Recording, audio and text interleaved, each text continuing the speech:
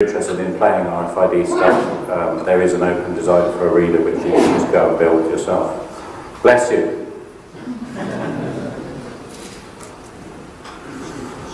Okay, so two main uses for RFID, and again the ones we'll talk about are simple ID only systems, so replacing a swipe card for getting into a building. Door entry systems, probably the most popular manufacturer people know about by name is HID. There are a lot of others, but they don't tend to brand themselves. Is there a doctor in the house? Don't worry. The other obviously the smart cards, where it's not just barfing out an ID, where you've actually got a smart card inside the RFID chip. Basically all that's happening there is the RFID chip is replacing the contacts that you would normally get in a smart card that go into a smart card reader. The underlying functionality will be the same. So the RFID is just the transport for talking to the chip on the smart card. And if you're from London, you'll be familiar with the Oyster card, which is the London transport payment system. And if you're from Europe or anywhere that listens to America when it comes to policy making, you'll have a biometric passport if you've got a new one, and we'll talk about those specifically as well. Some of the other things that it gets used for: animal identification, hotel keys, car immobilizers, ski passes, football passes, stuff like that. Goods labeling, so you buy something, your jeans, new pair of jeans, whatever. Quite often these days I have an RFID tag in the belt. Anyone fly in from Tokyo by any chance? Yeah? Do you still have your luggage tags with you? Yeah, excellent. I've been told that the luggage tags, that anything that passes through Tokyo will get an RFID luggage tag plonked on it. So, yeah, it will be nice to check it out afterwards. After this talk, I'll set up on one of the tables out here with all my kit, and anyone who's got an RFID tag on them and is brave enough to come and see me, we'll have a little play. Having seen the talk, you might decide you don't want to, but there you go. Vending machines, obviously, and human implants, which is something that's being really heavily pushed at the moment, and something I'm going to look at very specifically. So, selling the idea of human implants, I came across this cartoon and I thought it was quite funny.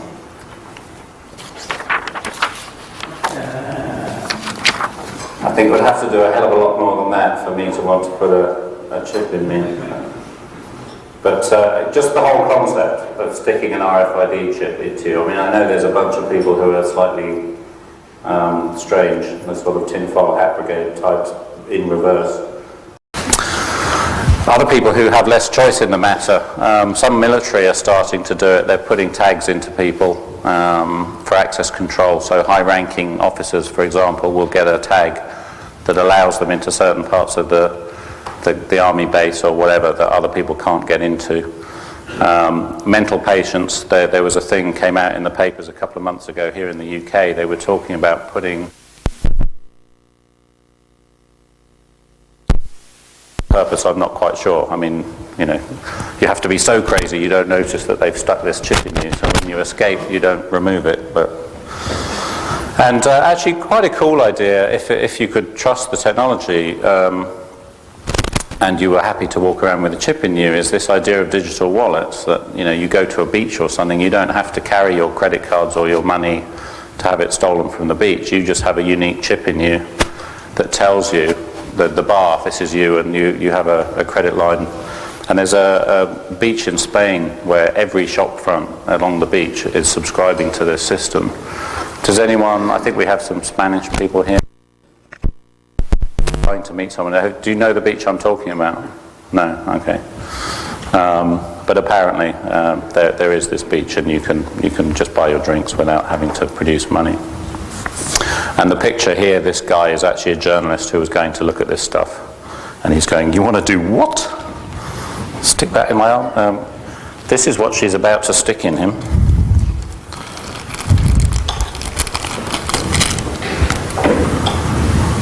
I don't know if you can see that from here, but it's, you know, about the size of my little finger. You wouldn't really want that in you. And this guy is a Mexican official who looks like he didn't have much choice in the matter. Okay, so all of these things rely entirely on unique ID. So the manufacturers of these chips are saying every chip around the world has an absolutely guaranteed unique ID, cannot be cloned, right? If you Google for these chips and look at their descriptions, they make a lot of mileage out of, you know, this chip cannot be cloned. The ID is guaranteed unique, okay? So can we spot the original in this picture? Some of you probably come across Jonathan Westhus. He did a presentation recently where he was cloning Verichip. Verichip are the main manufacturers of these implantable human chips. And he built this kit, which I believe the total component cost is about $20. You can build this kit and clone a chip. And what it's doing is it's just activating the chip on the appropriate frequency and then recording the signal that comes back.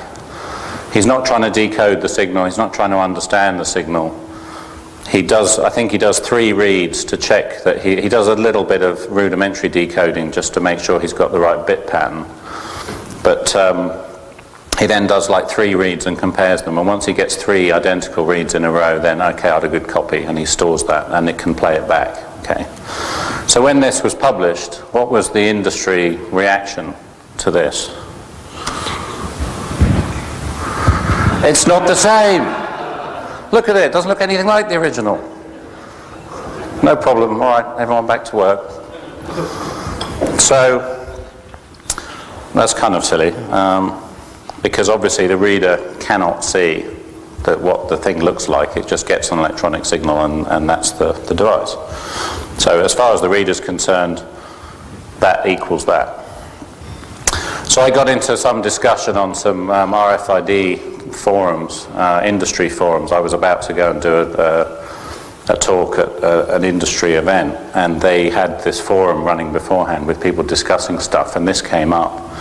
And I got into a huge argument with them about, and it just ended up an argument about semantics, you know, what does clone mean? And it was just back to that thing, it's not the same form factor, therefore it's not a clone. So I took that as a bit of a challenge. Can you create a true clone of a tag? So it's got the same form factor and it's got the same ID. Okay, so in order to do that, we first have to understand what the ID is actually doing. So I took an animal tag as the basis. And this uses a standard called ISO 11784/5, otherwise known as FTXB. And basically it has 3 fields. Okay, you've got the application flag, which says whether it's an animal application or a non-animal application. You've got a 3-digit country code or manufacturer code, and you've got your local ID. So an individual manufacturer has to look after only non-duplicates within his own ID range, and same with countries. Yeah. So the way it actually works is the reader and the tag are set to communicate at a specific frequency. So whether it's 125K, 134.2, those are the standard. If you hear people referring to low frequency tags, they're talking about this, 125, 134. The newer stuff like Oyster cards is 1356 megahertz. Yeah. They will also send the data at a specific bit rate, and that will be the frequency divided by something. So over anything between 2 and 128 typically.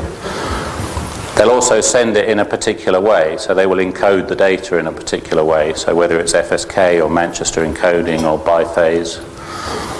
And then once you've dealt with all of that, then obviously you've got the actual bit pattern of the data. So each manufacturer will have a standard, even if they use the same, even if all these parameters are the same, they may use different bit patterns to identify their data. So they will have a unique header that's specific to them, and they will construct the ID into an envelope with the checksums and so on that's specific to them. Okay. So if I take the ID from a completely dumb reader that doesn't understand ISO standard IDs, what I'll get is 8 bytes of crap. And that actually breaks down into the national ID, the country, and the application code like this. And to get it into those formats, you have to do a bit of fiddling to the data to convert it into the readable or the translatable form. I'm going to go through this for completeness because I think this is a reasonably technical audience, so you're probably interested, but if you're not, just glaze over and sleep for a bit. The fun stuff will come in a minute. Okay, so we get our raw ID, we then reverse the bits, so you basically take the number, turn the whole thing back to front, and then you reverse each nibble. Now, I don't know why they do all this, seemed like a good idea at the time, I guess. And what you end up with is a number that looks like that. So again, we've turned it round, don't forget, so these fields are back to front. So your application ID is 8000, which is basically 1 bit set to say it's an animal tag. Your country ID is F65 in this case. And your national ID is this number. You then take the country code, right shift that a couple of times, turn it into decimal, and that's your country code. If you go to icar.org, they have a complete table of all the country codes and all of the manufacturer codes that are listed. Actually, no, sorry, the country codes are according to ISO something or other, number I forget. But ISO reserves 900 to 1000 for industry codes, and that's what ICAR uses. Okay. So then to encode the data, now we know how to decode a tag, we know how to encode a tag. So if I want to create a tag with an arbitrary ID, I can just reverse that process. But I then need to add in the extra binary bits that create the right format of binary so that the reader will recognize that as a particular tag. Yeah? So in this case, what you do is you break the ID up into 4-byte chunks. You add the appropriate header. You add a single bit between each chunk, and that's there to stop the header being accidentally repeated in the data stream. So the header consists of enough zeros that you couldn't get the header appearing across a boundary of 2 ID blocks because there's a 1 in between. Yeah. So we now have 128 bits of raw bit level data that matches the ID of the thing we're trying to duplicate. How do we actually deliver it to the reader, given that what I'm trying to avoid doing is building something that doesn't look like a piece of electronics? You know, I want something that's an actual tag. So I figured if I was a manufacturer of transponders, I wouldn't be making hundreds of different transponders for hundreds of different applications. I would make a transponder and make it possible to set it to pretend to be different transponders. And I would do that, you know, to keep my manufacturing costs down, lower stocking and distribution costs for the people who are handling the stuff down the line, and it's just much more convenient. So lo and behold, do a bit of digging, and I discover that yes, indeed, there are a couple of transponders out there that you can actually set the parameters on. So there's a type called a Q5, which you can configure the bit rate, the modulation, all of the fields I need to set. It's got 224 bits of user programmable memory. I need 128, so that's plenty. And you can tell it how many of those bits to dump when it wakes up. So basically, when you put it in the field, it's going to wake up and just barf blocks 2 to 4 or whatever you've told it. So if I put the right bit stream in there, then the reader should think, and I'm doing all the other things right, the reader should think I've now sent it. It's seen a tag of that type. Yeah.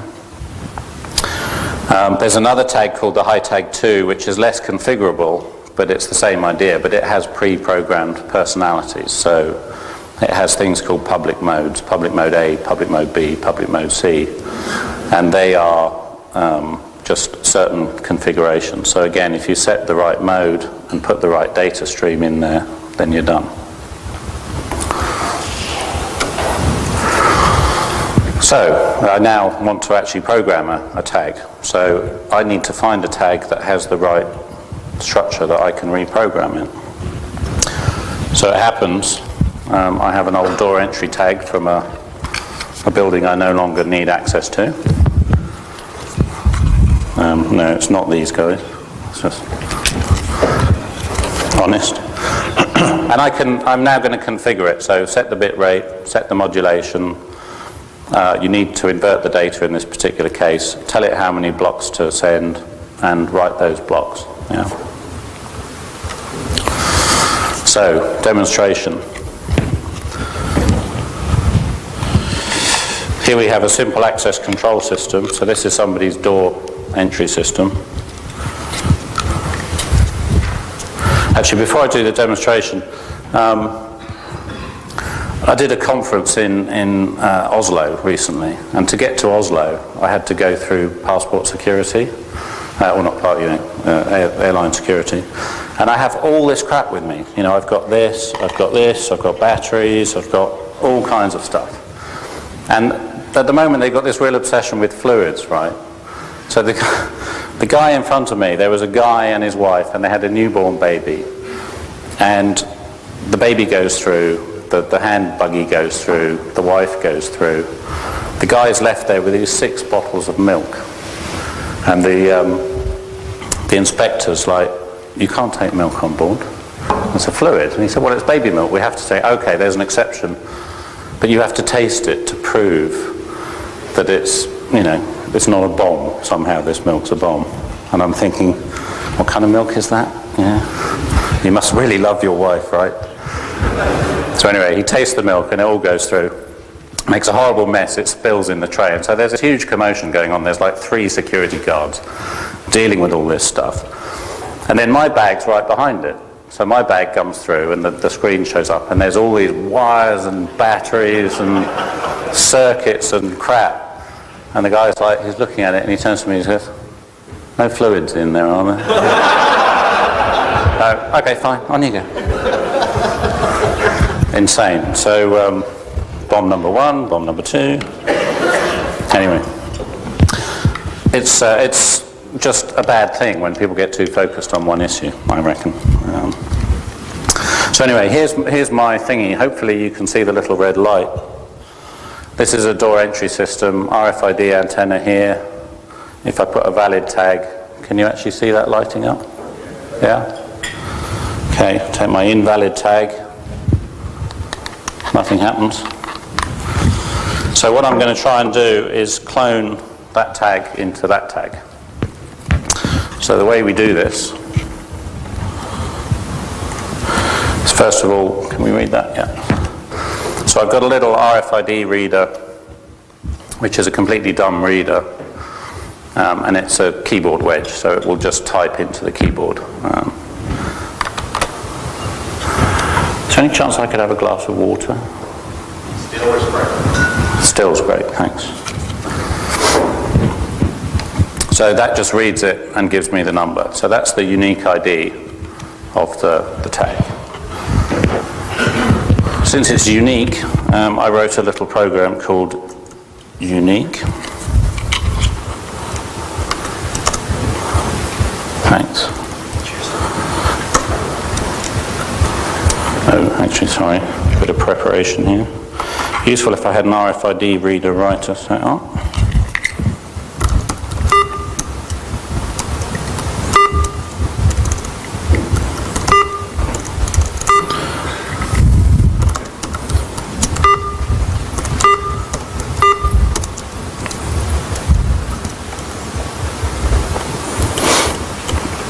Okay, I'll set to the right values. Okay, so I've got a little compact flash reader writer, which I'm going to use to program this.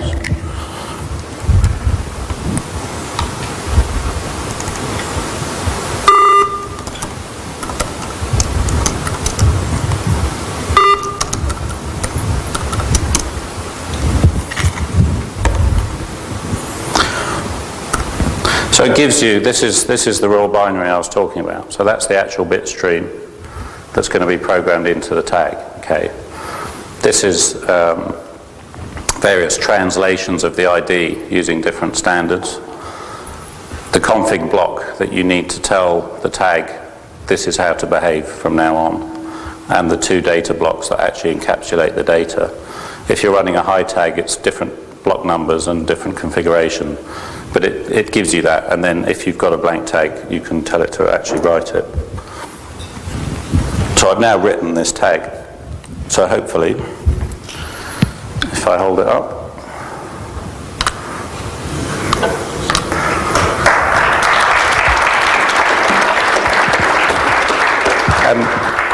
the scary thing is to actually get that out of your pocket. I didn't need to do anything other than just walk past you. So actually Dragos has one of these. Has anyone got a Zorus? Perfect tool for this kind of thing. So stick one of these readers. It's actually got the wrong size USB, but never mind. One of them in your pocket. Stand next to someone in an elevator. You've got their ID. And with the compact flash card in there, you've also got the capability to write the tag and do all of the cloning and so on. Okay, so that was the easy one. The next one was my cow implant. Now normally I would bring my cow with me to the conference, but she got detained at airport security, something to do with fluids. The milk, yeah, exactly. So I have my little friend, the mouse. Actually, I'm going to need a bitch for this one. Does anyone want to come and be my bitch? Why is everyone looking at Will? Andrew, thank you. Microsoft serving the open source community. Now I hope this is... No. Oh, well, actually, yeah. Now bend over. If you want to come round this side. I hope this will work. It's a bit of a pain in the arse. Not literally. The only way for you to see what's going on is I need to get this webcam showing that screen. So I'm just going to fire up the webcam.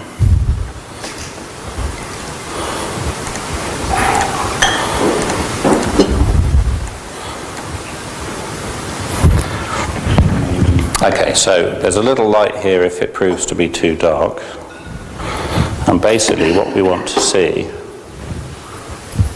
is we need to get it to a point where you can see it saying...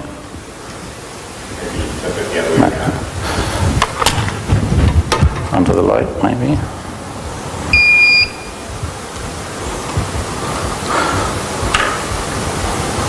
I told you it was a pain in the arse. Okay, we need... Do you want to take that as well? And then you can... Cool, okay. So can everyone read that? It says not found? No. No? I can read it. The LCD solution is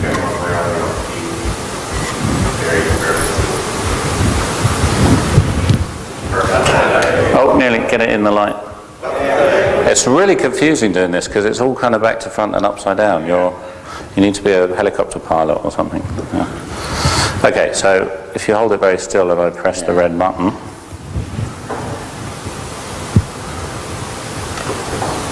never do live demos. Okay, so that's Mr. Mouse's unique ID. Okay, 968. Someone write this down. 968-470-8897. Guaranteed unique anywhere in the world, right? So what I'm going to try and do, I'll take my tag. Okay, now when I first started playing with this, I broke a lot of tags, as you can imagine. So I ended up having to write this program.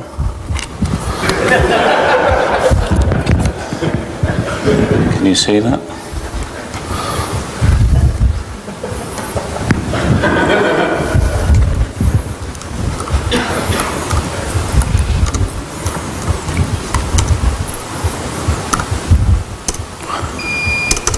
Okay, so that's blank, the tag. Actually, no, let's go for a more realistic demonstration. I know I said I would have to be crazy to get implanted, but I have one of these here. So if you just scan my wrist, it should come up with nothing. Well, it'll beep if it gets it, it's not going to get it. So. Okay, so I'm going to program myself to be the mouse now. So I tell it the application code, which was 8,000. Does anyone write that number down? 968 470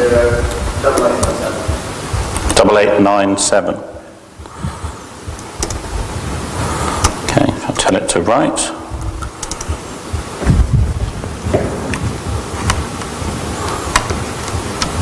What should I say about never doing live demos? Okay, so if you zap my wrist again.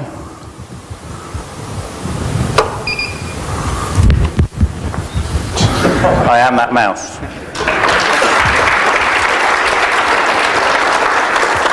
Thank you, Andrew. You may sit down now.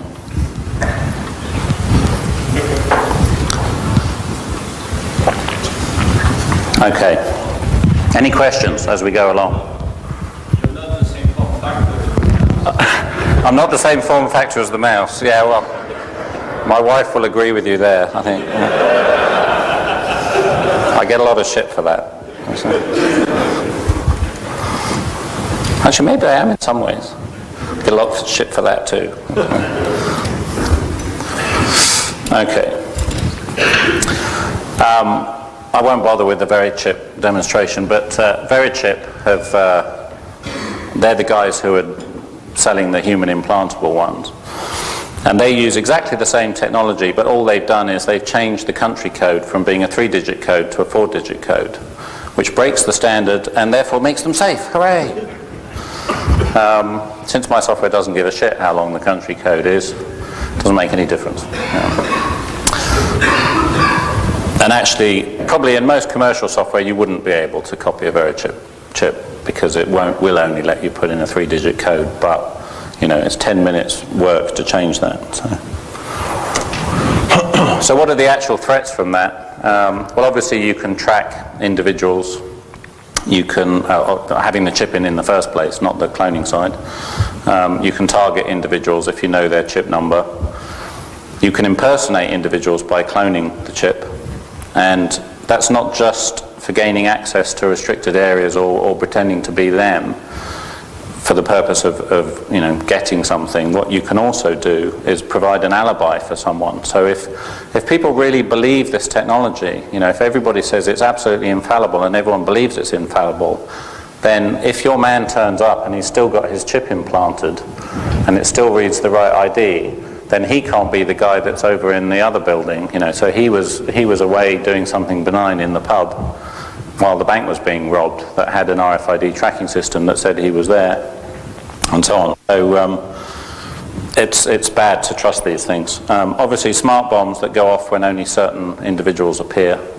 So, you know, this is my bomb trigger, or rather than my door entry system.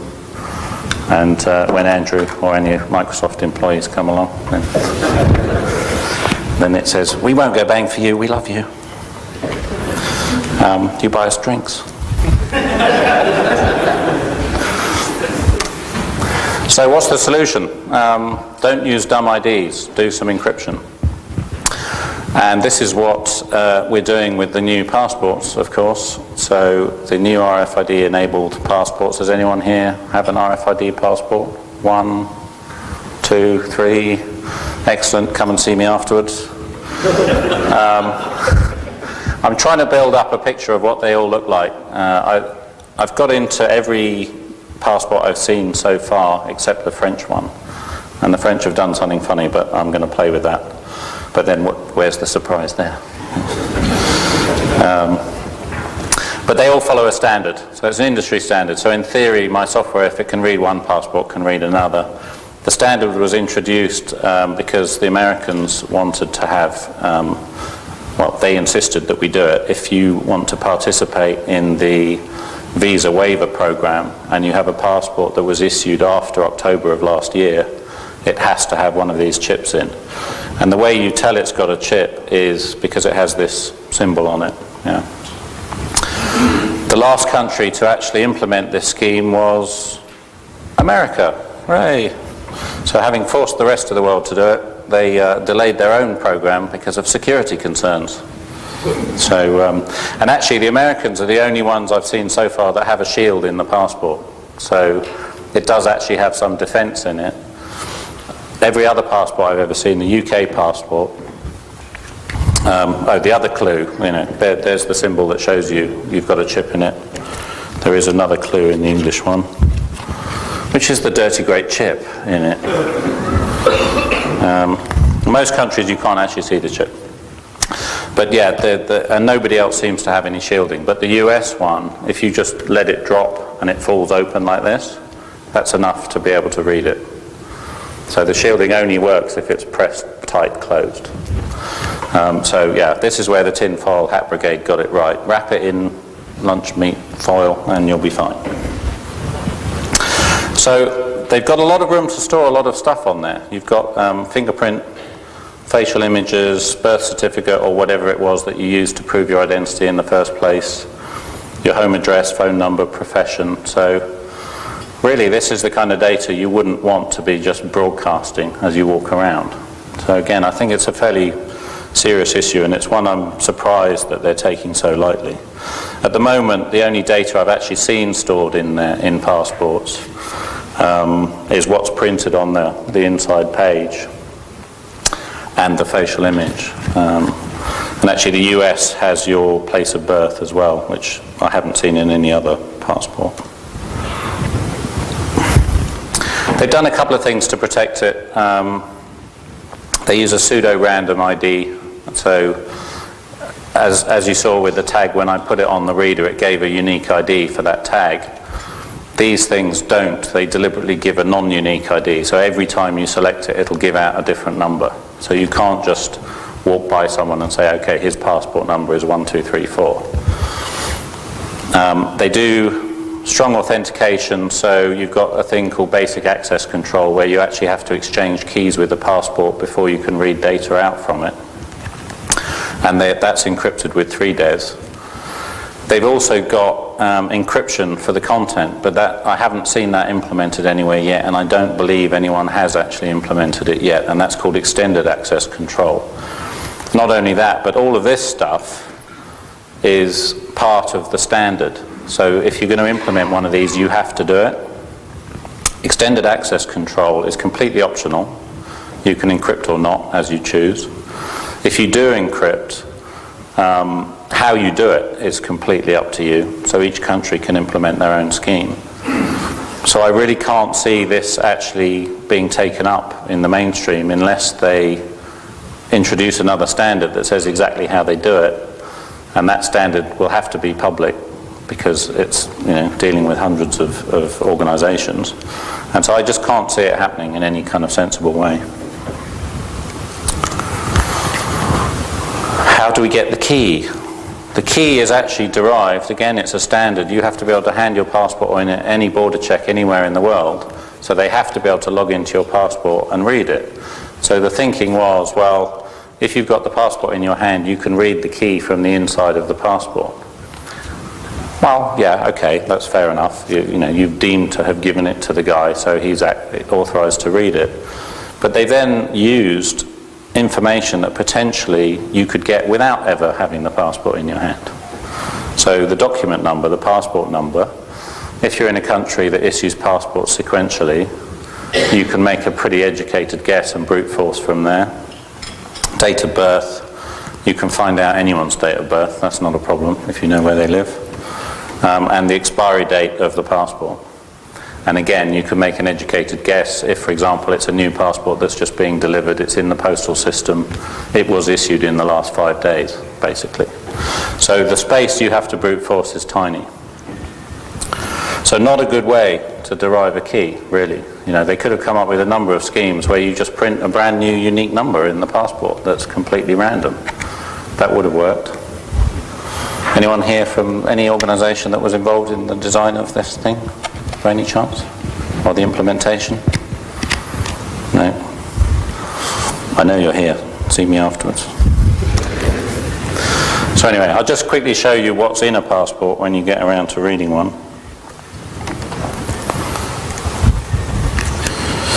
I just have to reconfigure. This is high frequency, so I need to change reader.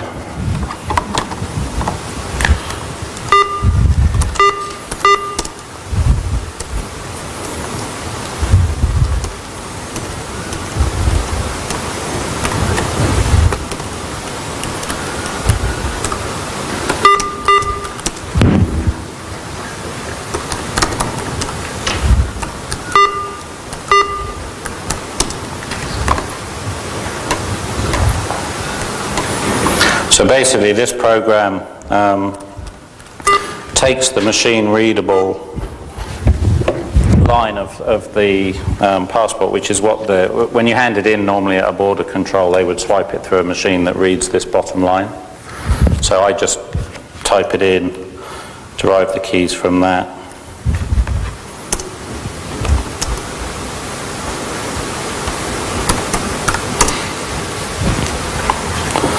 Get in the field.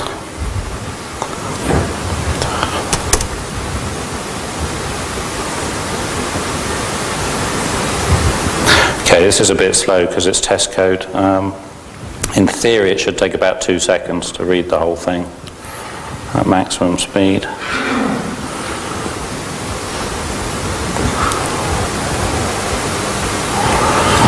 Obviously, I was a lot younger when this picture was taken. So that's basically what's stored in a UK passport, and the other passports around the world will be very similar. You've got obviously document number, date of birth, expiry date, issuing state, and all of the information you would normally print in there. So if you're going to produce a fake document, that's a very good source of information. That's everything you need to produce a fake passport, yeah, including the actual exact image that they would expect to see on that passport. So if for any reason it's being cross-referenced against a real database of passports, it would be all the right info. And actually the way the data is stored on the chip is interesting as well. Each of these objects is signed. There's a thing called the security object, and so the picture is one file and this data is another file. And each of those are signed, and then there's a third file called the security object, which actually has the hashes and the signatures of that. And they're signed with a public key, with a private key, and there's a public key that matches it. So in theory, you can check, okay, this was signed by the UK government, key blah. There is no directory where you can go and find those public keys. I've been trying for over a year, writing to all the passport officers, the Home Office, whoever, to have a copy of those public keys, and they're not there. There's a thing called the public key directory, the PKD, which is supposed to share all of this information. And again, if you read the specs, if you're interested, ICAO 9303 is the standard, and one of those specs is talking about the public key directory, and that will be a publicly accessible directory where you can go and check the keys. But at the moment it doesn't exist. They only awarded the contract to actually supply it in, I think, October of last year. So it's going to be at least 3 years, well, it's a government project, at least 5 years before it actually comes out. So in the meantime, we're walking around with passports with data on that people are starting to rely on, and there is no back-end check of whether that's valid data. They say you can definitely clone these. There's nothing to stop me reading that data out, writing it back into a blank chip. But they say you can't alter it because it's signed. Well, if you can't check the key that signed it, then it ain't signed. I could have signed it with a self-generated key, so completely pointless. So again, if there's anyone here involved in this project, should we call it, please come and see me afterwards. Any questions on that? No?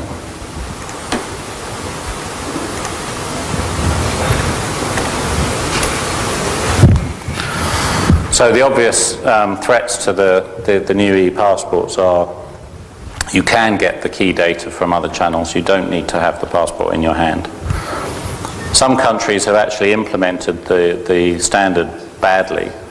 So you can actually work out in a lot of cases which country the passport comes from without, or not necessarily badly, but differently. I mean, some of them have actually made mistakes and they're non-compliant. So if you add together the non-compliance issues and the way they've done things, you can end up saying, okay, well, that's an Australian passport, that's a US passport, just by walking past someone. So you can profile someone and determine that they come from one of those countries. And so again, extreme case, make a bomb that only goes off when an Australian goes past. I wasn't looking at you when I said that. It'll be a nice bomb that gives flowers and free alcohol and stuff. So all the tools I use today, I publish on the interweb under rfidiot.org. So if you want to download and play, if you have access to ACG or Frosch hardware, it should drive that for you. If you don't, again, come and see me afterwards. I've got a few readers that I put together. ACG are quite hard to get hold of because they tend to only sell to systems integrators, so they don't sell complete finished units. Although having said that, I have managed to get hold of another of the ones I use, which is the test compact flash units, and Dragos has kindly sponsored. Somebody here is going to win this for asking a sensible question. So think of a good question, because these are really cool, and you can do everything I did today with that, except the passports.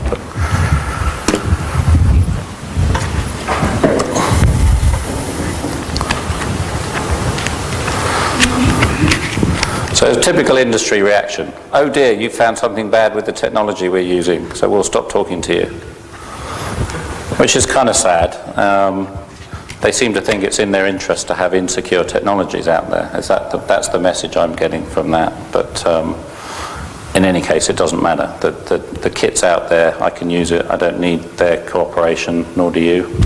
Hopefully they'll come around to understand that actually good security is good for everyone, including them. But we shall see. But you know, if you work in the open source industry, this is kind of a typical reaction from mainstream. Any questions?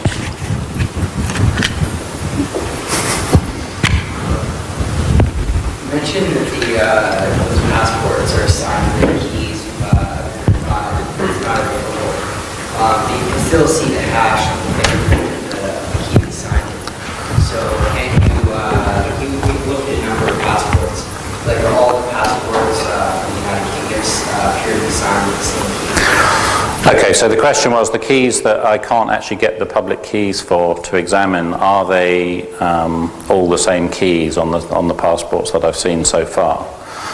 I haven't done a detailed study, but I would expect them to be the same ones. I think the agreement is they're going to change them every, once a year or something. So I wouldn't expect to see different keys yet, but I have. You can see the hashes of the signing keys from all the different countries' passports and see that they are actually using unique keys that they've generated themselves. Yeah. So basically, it's kind of like SSH right now. Like you don't know unless you've seen that one before. But if everyone's passport had, say you look at 100 of them, let's assume that they're all the passports per country are signed by the same key. You would notice if someone gave you a new one and it had a different key on it. You know they either started signing them with a different key or someone just generated this key. Yeah, exactly. So it's exactly like SSH public keys. You don't know if that's a genuine key unless you've seen it before and checked it yourself. I have no way of really checking it except to look at multiple passports and say, well, these keys seem to match between these passports. So, I mean, the PKD is like the PGP key, public key directory, that you can just go to the public key and ask for a copy of the public server and ask for a copy of that key and check it. There is no way to do that with passports at the moment. So it doesn't actually reduce the security of a passport, at least not from authenticity over non-RFID passports. It doesn't reduce the security of the passport for non-RFID passports, is it? Is that what you said? Yeah, like with a non-RFID passport, if you fake one, you make a fake document, you can change whatever you want, right? I see, okay, yeah. So a non-RFID enabled passport, you can change whatever you want. So the idea of putting RFID into these passports is to make it more difficult to do that. Currently, it's trivial to clone it.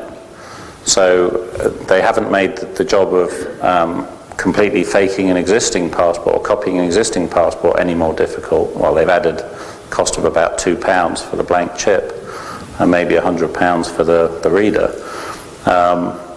Or £200 for these readers.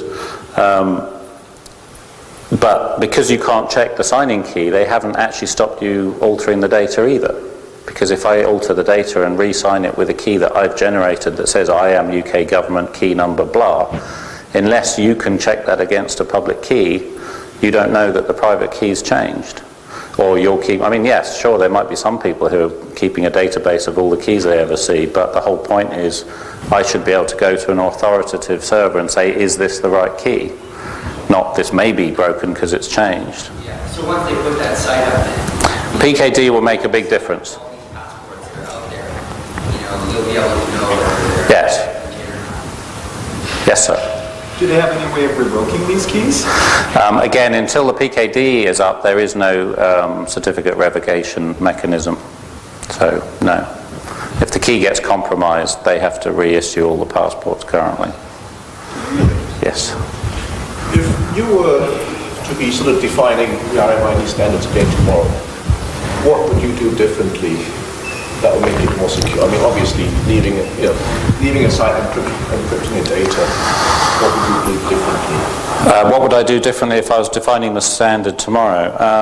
I think the main mistake that they've made is simply using publicly available information for the keys.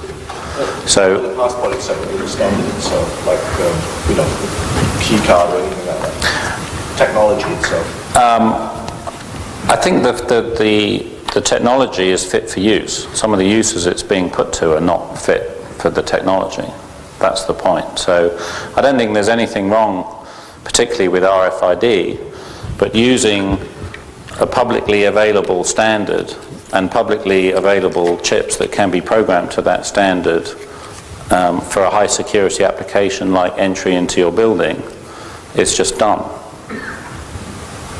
Simple as that. I mean, if you're going to do that, use a more secure standard like one of the crypto smart card based systems.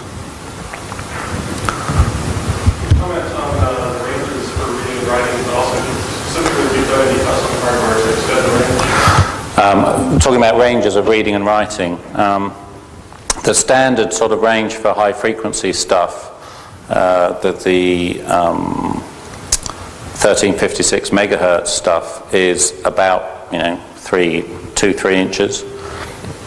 The low frequency stuff you can extend to about, well actually at the extreme case, if you put a gate on either side, so quite often when you walk out of a shop you'll see a couple of gates that are reading RFIDs as you go out, and they will go up to about 200 centimeters. But there is a kind of fundamental limitation. The ones that are magnetically coupled, there's a fundamental limitation on how far you can generate the near fields and the far fields. And I believe that the absolute theoretical maximum limit is like 1 meter, although you can monitor what's going on between a reader and a writer from much further. I haven't done too much on range stuff, but we're working on a project at the moment to wire wrap a door, so as soon as you walk through the door, it will just capture everything that's in your pockets, hopefully. So you answered it. I answered it, okay. Any other questions? Oh, well, that's a good one. The lifetime of my passport is 10 years. The manufacturer's warranty for the lifetime of the chip is 2 years. Can anyone spot the discrepancy? I don't know. On the high frequency stuff, on the animal implants, I've heard a statistic which is 1% failure, which is like really crap. Is there a sort of maximum number of write cycles for those bits that you put out? Again, I'm not sure. It would depend on their internal storage, but I would guess it's going to be similar to compact flash sort of memory devices, that it won't be significant for the kind of use that any individual is going to put it to. It's probably as many as you want. I mean, it's going to be thousands, if not millions of writes, hundreds of thousands of writes. Are there any easy ways to wipe or destroy RFID? Say you don't want to be carrying around. Several. The passport, if you lay it on the table and whack it with the heel of your shoe, that's enough. And that's actually a good way of doing it, because if there's visible damage to it, they will charge you the full replacement cost to replace it. If it doesn't work when they run it through a machine and they look at it and they can see you've gone in there with a scalpel and cut the wires, you'll be buying a new one. If you microwave it, it will tend to bubble. So you don't want to do that. Good whack, I think, is the way to deal with it. You sat on it? They're supposed to resist being sat on. Time will tell. I mean, you look at them, they look pretty fragile. I'd be surprised. Yes, sir. If you purposely destroy it or you've had it so long it doesn't work anymore, is it kind of like the Max Price stuff where it just becomes a physical token that they trust you anyway because it's photo checked out, you know, what's the protocol? Will they trust you anyway if it doesn't work? Yeah, I think the protocol actually says having a non-functioning chip should not stop you crossing the border. So, yes? The ECG multi-ISO really doesn't support reader. Can there be any way to play with those The ECG reader doesn't support which one? NEDA. I can't hear. NEDA, N-E-D-A-P. NEDAP, I haven't, no. But the new, have you got the old model or the slightly lighter blue, sexy looking one? Yeah. No, I haven't. Although again, I've been working with a guy on a generic reader which is very similar to Jonathan Westhouse's circuit, but instead of trying to clone it, what we're actually doing is trying to decode the data so we can tune it to whatever frequency, capture the data stream, and actually try and work out what the modulation is. Yes? If you're interested in that, go to this month's Circuit Seller because they talk about building an RFID reader from scratch, including the tuning antenna and for door reading applications. They've got all the source code in it and all that stuff. Interesting read. Yeah, the other one to look at would be OpenPCD, which is the open RFID reader design. What about like software radio, like GNU radio? Can you take one of their, I don't know if you're familiar with it, but can you take like one of their transceivers and turn it into a radio writer? That's, yeah, GNU radio. That's a very good question. I think probably yes, because basically all you have to do is energize the, certainly for RF based tags. So these low frequency ones, you wouldn't because it's magnetically coupled. But for the ones that are actually driven by RF, then probably yes. So it's not a matter of like the antenna shape that causes the magnetic coupling, it's something different? Now you're getting out of the realms of what I understand. I look at the bits and my mate looks at the electronics. So if I had him up here, he could answer that question, I'm afraid. But yeah, I think it's a lot to do with the antenna shapes and so on. I mean, it seems to me that the best sort of generic reader would be a software one where you can control pretty much everything. Exactly, and that's what we're doing. I mean, we're using a PIC. So we're just basically, we've got a PIC that will receive the data, and currently, we can do what Jonathan Westhouse does, which is to record it. The next stage is to actually decode it, and even if we don't do that in real time, if we just dump the data back to the PC, screw around with it, then we know what's under there. But it's fundamentally it's pretty easy stuff. I mean, you're just looking at a sine wave, which it's just a few modulations. And there are libraries for dealing with most modulation types. So software is definitely the way to go, and that's why it's laughable that all these industries are standing up saying no, this is foolproof. It's like anyone who understands computers knows that, well, obviously if you can produce that bit pattern, so can I. So You said that the passports don't return a static ID for the RAM ID. Can you actually analyze the RAM message? that was the first thing I thought of when I saw that, but I'm not a cryptographer. Let me just quickly show you what we're talking about.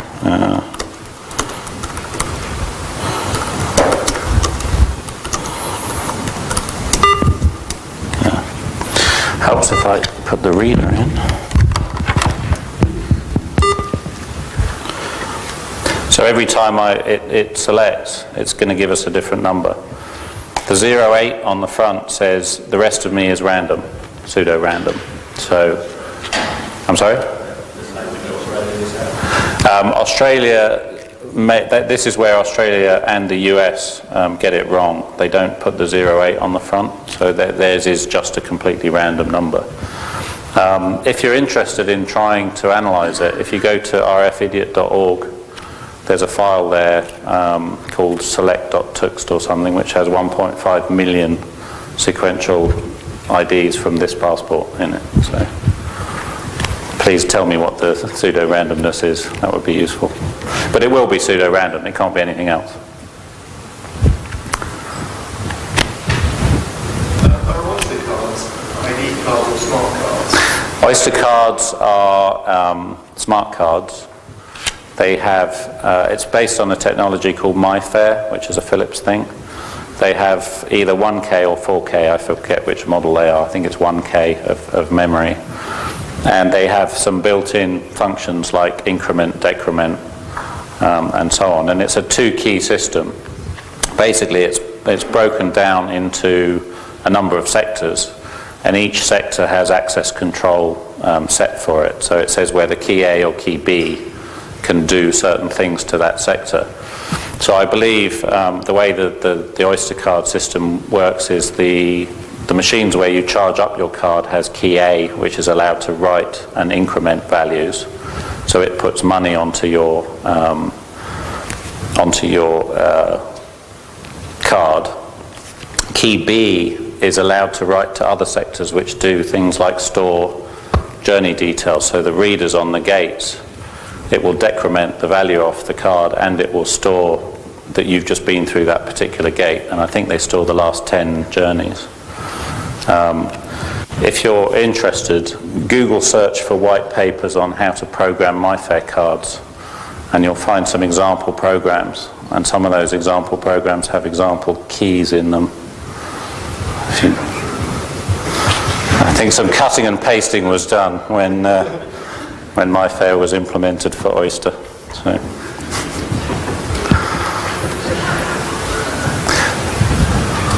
Do you see any indication of engineering modes that allow you to circumvent normal usage? Have I seen any indication of engineering modes that would allow you to circumvent the normal usage on the chips themselves, or?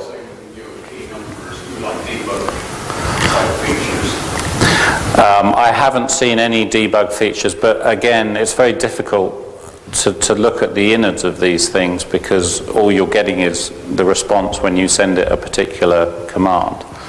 I mean, we've dismantled an HID card and attached ourselves directly, stuck a logic analyzer directly to the antenna and kind of tried to work out what the signal coming off it is. So we know, I actually know enough about it now to know that I cannot emulate an HID with one of these, because they use two different modulation schemes. They use one for the header, and then they switch to a different scheme for the actual data. So there's no way I can do that on one of these. So that is going to require special hardware, probably. Or fake the modulation scheme at a lower level, maybe. I don't think, if there were any backdoors, it would likely be on the reader side, not on the tag side. And yeah, there are lots of ways to get around the reader side. That's a whole nother story. Okay, I'm overrun by 1 minute, I believe. No more questions? Can we decide which was the most? One more question. I was going to say, the legitimate passports rifle, and so you theoretically walk around an airport on people's photos for more interesting. Are legitimate passports what, sorry? Oh, are legitimate passports writable? No, they blow a fuse on them. Once they're written, that's it. As far as I know, you can't rewrite them, or you need a special access code to be able to.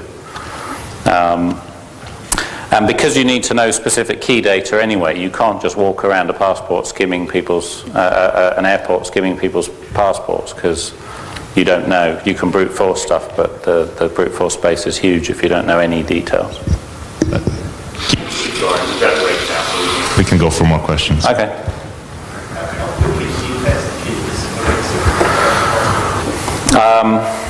The fastest, I've got a USB reader which will go at about 400k baud, and in theory I should be able to do about 12 checks per second. In practice I can actually only do 2.5 checks per second, and I believe that's because of the time taken to generate the challenge. Basically there's a challenge response, and if you fail the response the first time, you have to ask for a new one. So you can't just get one challenge and then keep trying responses. You have to get a brand new challenge for every response that you're going to give it, and that's what I think takes the time. So 2.5 seconds per hit. How do you know that the software is attached to the reader in order to count those times?